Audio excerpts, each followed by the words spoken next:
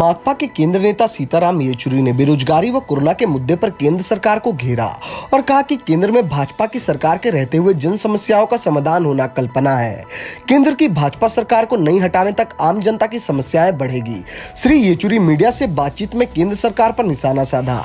माकपा का 22वां राज्य सम्मेलन में पार्टी के अखिल भारतीय महासचिव कॉमरेड सीताराम येचुरी मीडिया से मुखातिब हुए। सम्मेलन में बतौर मुख्य अतिथि भाग लिया और प्रथम दिन खुले सत्र के माध्यम से पार्टी कार्यकर्ताओं को संबोधित किया। उन्होंने सेक्टर 16 स्थित सीटू कार्यालय में संवाददाता सम्मेलन को संबोधित करते हुए कोरोना की तीसरी लहर की आशंका जताते हुए केंद्र सरकार को जिम्मेदार ठहराया। उन्होंने मीडिया से बातचीत में कहा कि अगर सभी राजनीतिक दल भाजपा को उखाड़ फेंकने की कोशिश नहीं करते हैं तो लोगों की समस्याएं हल होने के बजाय दिन ब दिन बढ़ते जाएंगे। मीडिया से वार्ता के दौरान माकपा के वरिष्ठ नेता विष्णु महांती, बने विधायक लक्ष्मण मुंडा, जहांगीर अली, प्रमोद सामल, विमान माइती, बसंत नायक, राजकिशोर प्रधान आदि उपस्थित थे, जिन्होंने मीडिया कर्मियों के विभिन्न सवालों के जवाब दिए। जनसंवाद न्यूज 360 राउरकेला।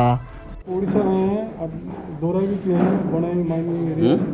आप उड़ीसा हैं, आपका स्टेट कॉन्फ्रेंस चल रहा है, तो क्या देख रहे हैं फ्यूचर पॉलिटिकल? देखिए, फ्यूचर पॉलिटिक्स हमारी पार्टी संघर्षों के आधार पर बढ़ती है, संघर्षों के आधार पर जिंदा रहते हैं।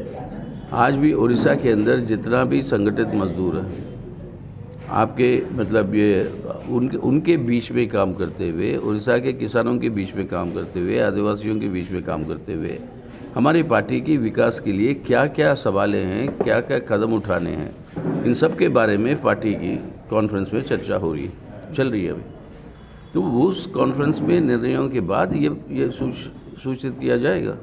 तो देखिए, आप अभी बोल रहे थे कॉन्फ्रेंस में कि क्यों नहीं, सत्ता से दूर रखने के लिए। अब देखिए, ये भी हम चाहते हैं कि आप ही की या यहाँ की भी जो सरकार है, ऐसे 3-4 सरकारें हैं प्रांतीय पार्टियों की देश में, जैसे आपके तेलंगाना में, आंध्रा में, आपके उड़ीसा में, जो केंद्र में भाजपा को समर्थन देते हैं और राज्य के अंदर वो जो है इंडिपेंडेंटली चलते हैं।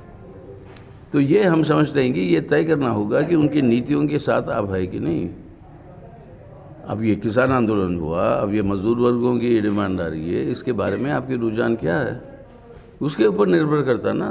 तो यहाँ की जो शासक पार्टी का क्या होगा रुझान इन सवालों के ऊपर।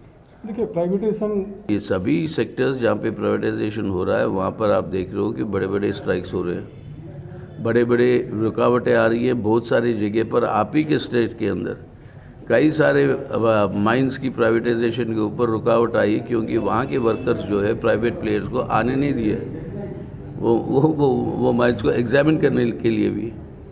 तो ऐसे इस तरीके से रेजिस्टेंस बढ़ रही है और ये बढ़ेगी। एक बर्निंग इशू था जो बिल जस्टिफाई है, क्योंकि मांग उनका क्या था, ये बिल वापस लो और एमएसपी को कानूनी स्टेटस दो। और ये बात मोदी साहब ने खुद कहा था जब वो मुख्यमंत्री थे गुजरात के, आके मनमोहन सिंह साहब को प्रधानमंत्री दरखास्त दी, कहते ये कानून बनाओ कि एमएसपी जो है हर किसान को मिलेगी और हर एग्रीकल्चरल क्रॉप को मिलेगी।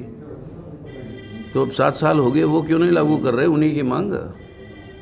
ये बात किसान खुद पूछ रहा है, जवाब दीजिए।